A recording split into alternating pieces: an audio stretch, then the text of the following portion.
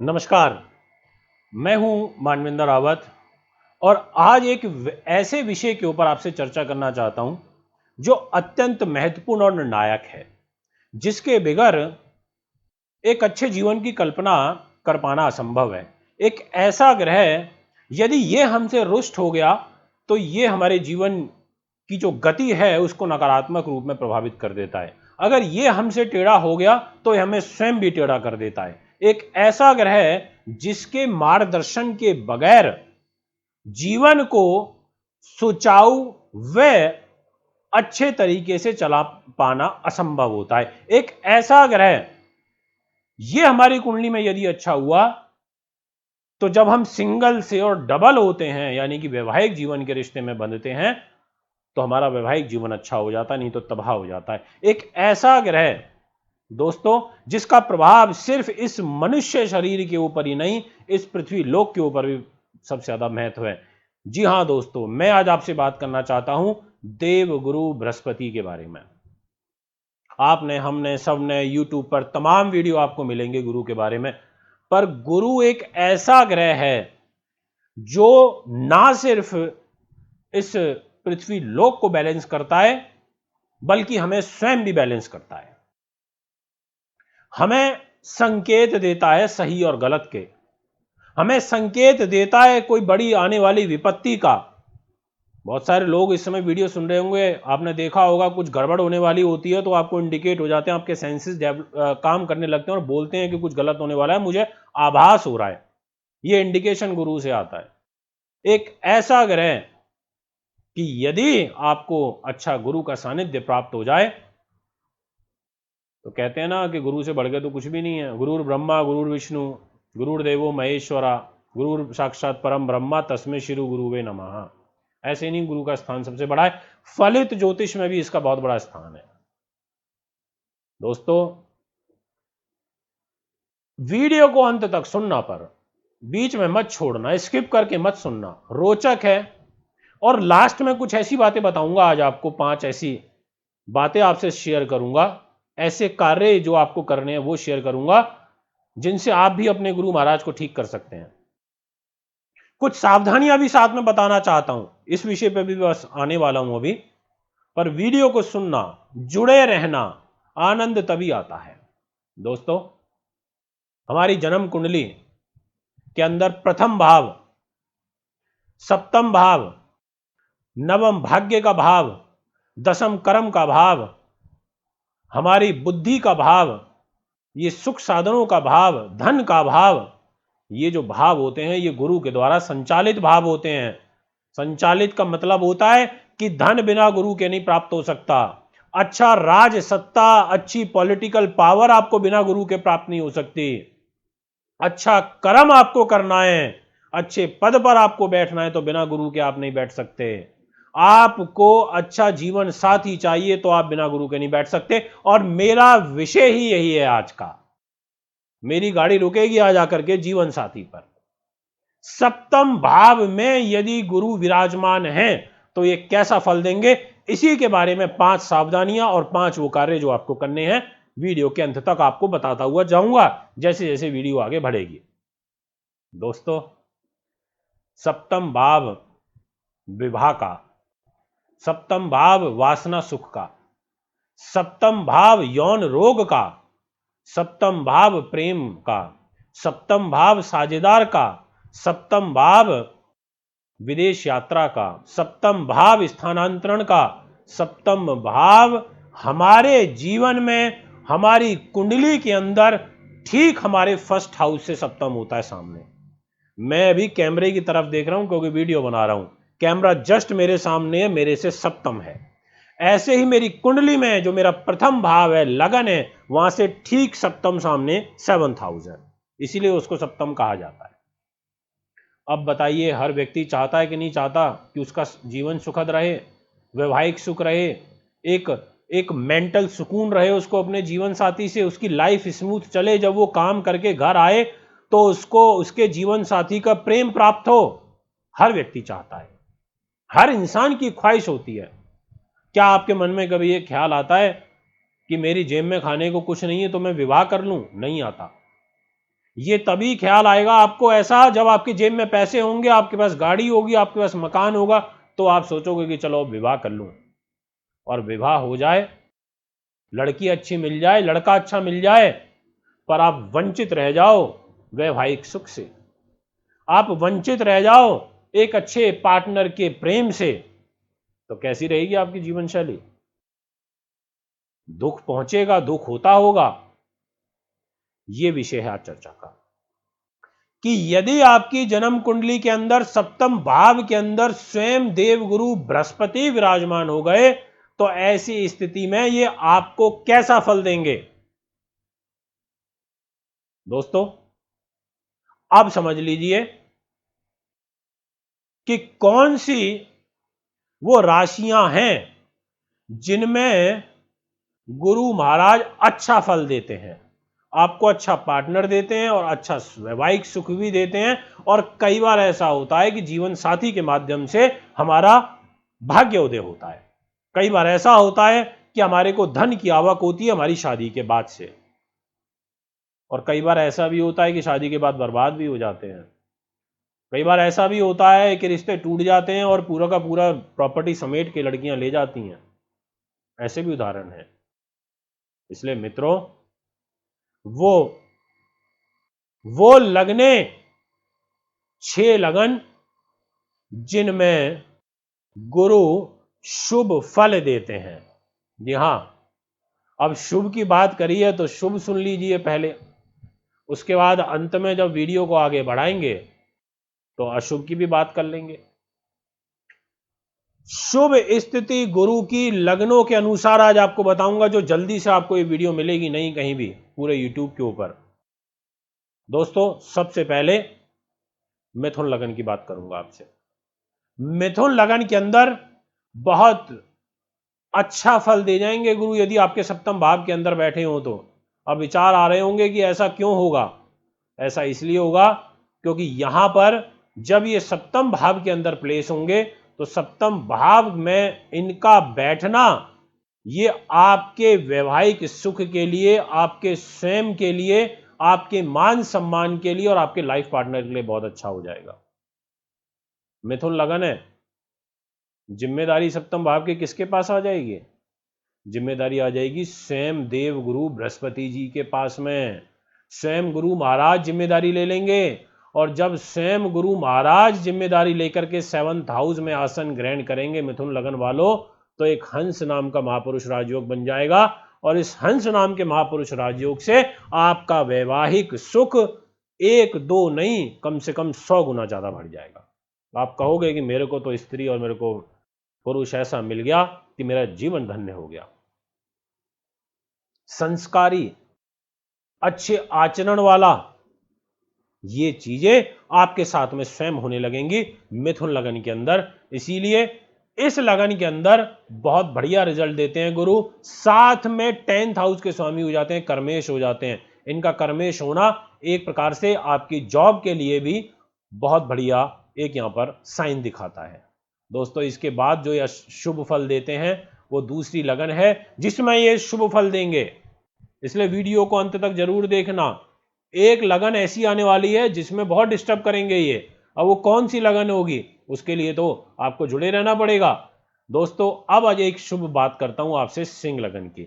सिंह लगन जो होती है वो सूर्य के द्वारा संचालित होती है, और सिंह लगन में गुरु के पास जिम्मेदारी आ जाती है दोस्तों पंचम भाव की, जो कि त्रिकोण में होता है, संतान का और प्रेम का भाव होता है वो। और जब सप्तम भाव में आकर के गुरु बैठेंगे कुंभ राशि में, तो आपके लिए यहां पर प्रेम संबंध मधुर हो जाएंगे, आपको संतान से सुख मिलेगा, और साथ में लाभ को बढ़ा देंगे, और लगन को देख करके मान सम्मान आपका बढ़ेगा। आपके लाइफ पार्टनर के माध्यम से आपका लाइफ पार्टनर आपको जबरदस्त लाभ दे देगा, और साथ में साहस पराक्रम में वृद्धि होगी। इसीलिए यहां पर मिथुन और सिंह वालों के लिए जो फल है वो निश्चित तौर पर गुरु का बहुत अच्छा हो जाएगा। इसके बाद बात करता हूं कन्या की। कन्या वालों के लिए भी बहुत उत्तम हो जाता है। इसलिए उत्तम हो जाता है दोस्तों क्योंकि गुरु यहां पर सप्तम भाव में स्वयं राशि के होकर के बैठ जाते हैं, और इनकी स्वयं की राशि में ये एक हंस नाम का महापुरुष राजयोग बना देते हैं। वो महापुरुष राजयोग बहुत अच्छा रहता है। आपके सुख साधनों के स्वामी, आपकी पत्नी या पति के स्वामी वहीं आकर के बैठेंगे। आप दोनों के बीच में बहुत अच्छा संबंध रहेगा, ज्ञान बढ़ेगा, पॉलिटिक्स में सफलता मिलेगी, आपकी आध्यात्मिक प्रवृत्ति बढ़ेगी। इन सभी चीजों में आपकी वृद्धि देखने को मिलेगी दोस्तों। इसके बाद जो नेक्स्ट लगन रहेगी जिसमें ये शुभ फल देंगे वो आती है मकर। दोस्तों मिला जुला फल भी बताऊंगा किन लगनों में देंगे। अभी शुभ की बात कर रहा हूं मैं आपसे, फिर मिले जुले की बात करूंगा और अंत में बात करूंगा अशुभ लगन कौन सी है जिसमें अच्छा फल नहीं देते। तो दोस्तों मकर, मकर शनि के द्वारा संचालित होती है और जब यहां पर गुरु 7th हाउस में प्लेस हो जाएंगे तो बल्ले बल्ले। ये बल्ले बल्ले शब्द इसलिए यूज किया है कि हर शब्द की एक इंपॉर्टेंस होती है। जब हम प्रसन्न होते हैं, कोई अच्छा काम हो जाता तो हम बोलते हैं भाई बल्ले बल्ले, मजा आ गया, क्योंकि यहां पर स्वयं गुरु महाराज उच्च के हो जाते हैं। कर्क राशि में उच्च के होकर के जब बैठेंगे तो उच्च ही उच्च करेंगे, जबरदस्त तरीके से करेंगे।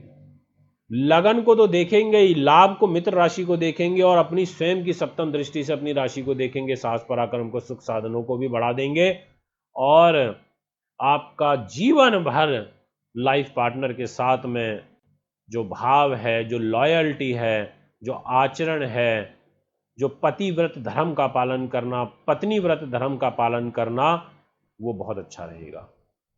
दोस्तों नेक्स्ट लगन राशि कौन सी रहेगी जिसके लिए अच्छा फल देंगे? तो वो है कुंभ। कुंभ के जो जातक हैं उनके लिए यहां पर गुरु का रहना और वह भी सप्तम भाव में विशेष रूप से फलदायी हो जाता है। इसलिए कुंभ लगन वालों, आप बहुत किस्मत के धनी रहेंगे यदि आपके गुरु महाराज 7th हाउस में प्लेस हो गए हैं। तो आपसे बढ़िया कोई धनी नहीं हो सकता किस्मत का। ये धनी शब्द ऐसे नहीं बोल रहा हूं, सही में धनी हो जाएंगे, क्योंकि लाभ की स्वामी, बिजनेस के स्वामी गुरु और धन के, परिवार के स्वामी गुरु, वाणी के स्वामी देव गुरु बृहस्पति आपके 7th हाउस में जब बैठेंगे आकर के, पति पत्नी के घर में बैठेंगे और वो भी मित्र राशि के अंदर सिंह में बैठेंगे, बहुत आनंदित कर देंगे। पैसा भी आएगा, व्यापार भी आएगा, पारिवारिक सुख भी आएगा और निजी जीवन भी समृद्ध हो जाएगा। ये है शुभ ग्रह के कुछ लगन राशियां। अब मैं आपसे बात करना चाहता हूं, ध्यान से सुनना, वीडियो को स्किप मत करना। और दोस्तों अच्छी वीडियो लगती है तो कमेंट भी कर दिया करिए, क्योंकि कमेंट करने से हमारा मनोबल बढ़ता है। अब शुभ करोगे तो अच्छा है, अशुभ करने से कहीं ना कहीं तकलीफ तो होती है, पर सोच लेते हैं कि उनके संस्कार हो सकते हैं। जैसे अभी एक मैंने कमेंट पढ़ा, बहुत गंदा कमेंट था, मैं हैरान हुआ कि ऐसे संस्कार भी किसी के अंदर हो सकते हैं क्या। मतलब गंदी गंदी गालियां देना किसी को, मुझे नहीं लगता कि उनके संस्कारों में, वो अपने घर परिवार में भी ऐसे बात करते होंगे तभी वो इस प्रकार की बातें कोई सोशल मीडिया प्लेटफॉर्म में किसी को लिख सकते हैं। मुझे क्या चाहिए आपसे, मैं तो इस लॉकडाउन के दौर में भी आप लोगों के बीच में आ ही रहा हूँ वीडियो बनाने के लिए। आइए विषय पर लौटते हैं और बात करते हैं वो राशियां जिनके अंदर ये अशुभ फल देते हैं। पर उससे पहले कुछ और आपको बातें बता देना चाहता हूं कि गुरु यदि आपकी शुभ स्थिति में है 7th हाउस में, तो ये आपको स्वाभिमानी बना देते हैं, ये आपको बुद्धिमान बना देते हैं, ये आपको परोपकारी बना देते हैं, ये आपको उच्च शिक्षित बना देते हैं, ये आपके व्यवसाय में विभिन्न प्रकार के जो स्रोत होते हैं, अलग अलग भिन्न माध्यम से आपको पैसा मिलता है, ये आपके भाई बंधुओं से आपकी सहायता करते हैं, आपको धर्मनिष्ठ बना देते हैं, आपको राजनीतिक व उच्च प्रतिष्ठित लोगों के साथ आपके संबंध स्थापित कर देते हैं, सुंदर सुशील परिवार आपका होता है, आपको कन्या अच्छी मिलती है, आपको पुरुष अच्छा मिलता है और परिवार से विशेष रूप से सहयोग की स्थिति आपकी बनती है और भूमि सुख जमीन जायदाद का लाभ आपको मिलता है। मैंने तो खाली 5 की बात करी थी, यहां तो मैंने आपसे 20 बातें बता दी आपको कि इतनी सारी चीजें शुभ होने से शुभ कर देते हैं गुरु महाराज। दोस्तों मिला जुला फल, मिला जुला फल ये देते हैं कुछ लगनों के अंदर, और वो जो लगन है उनके अंदर सबसे पहली है मेष। मेष लगन में इनका जो फल होता है वो एवरेज होता है। एवरेज इसलिए बोल रहा हूं कि उसका एक सबसे बड़ा कारण है कि एक तो खर्च के स्वामी हो जाते हैं और साथ में भाग्य के स्वामी हो जाते हैं, परंतु बैठते हैं आकर के शत्रु राशि में सप्तम भाव में। तो ये यहां पर आपको पार्टनर वगैरह तो ठीक दे देंगे, परंतु रिजल्ट एवरेज ही रहेगा। कोई संबंध बहुत ज्यादा मधुर नहीं रहेंगे और बहुत ज्यादा खराब नहीं रहेंगे। स्थिति संतुलित रहेगी आपके पार्टनर के साथ में। दोस्तों, दूसरा जो यहां पर लगन राशि रहेगी वो है वृषभ। वृष जो राशि होती है ये स्वयं शुक्र के द्वारा होती है और इनके शत्रु की होती है, क्योंकि वृष राशि के स्वामी शुक्र होते हैं और गुरु के साथ इनकी शत्रुता है। ऐसी स्थिति में सप्तम भाव में गुरु का बैठना, और डिपार्टमेंट भी फिर अच्छे नहीं होते ज्यादा। एक तो हो जाते हैं ये रोगेश और दूसरा ये हो जाते हैं लाभेश। अब लाभ के स्वामी होने के साथ में वहां भी वो रोग चोट देते हैं 11th हाउस में भी। फिर इनका 7th हाउस में आकर के बैठना, सप्तम दृष्टि से लगन को देखना ज्यादा अच्छा नहीं है। इसलिए यहां पर भी ये मान सम्मान को तो कम कर देते हैं, परंतु लाभ को और साथ में साहस पराक्रम को आपके जरूर बढ़ा देते हैं। इसलिए गुरु का सप्तम भाव में वृष लगन में बैठना साहस और लाभ के लिए निश्चित तौर पर अच्छा हो जाता है। नेक्स्ट जो लगन राशि है जिसमें ये मिला जुला फल देते हैं वह है मित्रों कर्क। कर्क वालों के लिए जो इनका फल रहता है उसमें विशेष रूप से कर्क लगन चंद्रमा की होती है, और जब ये सप्तम भाव में मकर राशि में बैठते हैं, प्लेसमेंट जो है इनकी अच्छी है, परंतु लॉर्डशिप अच्छी नहीं है। ये रोगेश हैं और साथ में भाग्येश हैं। ऐसी स्थिति में आकर के जब ये शनि की राशि में बैठते हैं तो सम व्यवहार रखते हैं। इसलिए मैंने बोला कि मिला जुला फल देंगे। जब सम का व्यवहार होगा तो बहुत अच्छा नहीं तो बहुत बुरा भी नहीं। आपका वैवाहिक जीवन जरूर संतुलित रहेगा, परंतु यहां पर ये नीच के भी हो जाते हैं, क्योंकि मकर राशि में गुरु नीच होते हैं। इनका नीच होना निश्चित तौर पर आपके वैवाहिक जीवन को थोड़ा हानि पहुंचा सकता है। इसीलिए ऐसी स्थिति में आपको गुरु के दान करने चाहिए। जो कर्क लगन के दर्शक हैं जिनके गुरु 7th हाउस में नीच के होके बैठे हैं, तो उनका वैवाहिक जीवन ज्यादा अच्छा नहीं रहता है, बहुत मिला जुला सा रहता है, ज्यादा संतोषजनक स्थिति नहीं बन पाती। नेक्स्ट लगन है तुला। तुला के जो दर्शक होते हैं वो एक बार पुनः, क्योंकि तुला के स्वामी शुक्र होते हैं। अब तुला लगन के अनुसार गुरु का सप्तम भाव में बैठना, और वो भी दो ऐसे भावों का स्वामी होकर के बैठना जो कि अच्छे नहीं है, जैसे तीसरा और छठे का। तो एक प्रकार से लड़ाई झगड़े बढ़ा देना, स्वास्थ्य हस्बैंड या वाइफ का डिस्टर्ब करना, बनते बनते कामों को बिगाड़ना, आपके लिए विदेशों से लाभ ना आना, ऐसी सब परिस्थितियां आपकी राशि के अनुसार यहां पर बन जाती है। अब जो नेक्स्ट राशि है अशुभ जिसे मैं बात करूंगा वो है वृश्चिक। वृश्चिक के जो दर्शक हैं उनके लिए जो यहां पर ये ग्रह गोचर बनेगा, सप्तम भाव में गुरु का बैठना वृषभ राशि के अंदर ज्यादा अच्छा फल ये नहीं देता, क्योंकि शत्रु की राशि होती है वृश्चिक लगन अनुसार, और लॉर्डशिप आ जाती है इनके पास में धन की और साथ में बुद्धि की। तो एक प्रकार से बुद्धि को तो तेज करेंगे, वाणी को भी अच्छा करेंगे, परंतु सप्तम भाव में इनका वहां पर बैठ करके जो फल होता है वो थोड़ा सा जो अंडरस्टैंडिंग होती है वो इतनी ज्यादा मजबूत नहीं रहती है।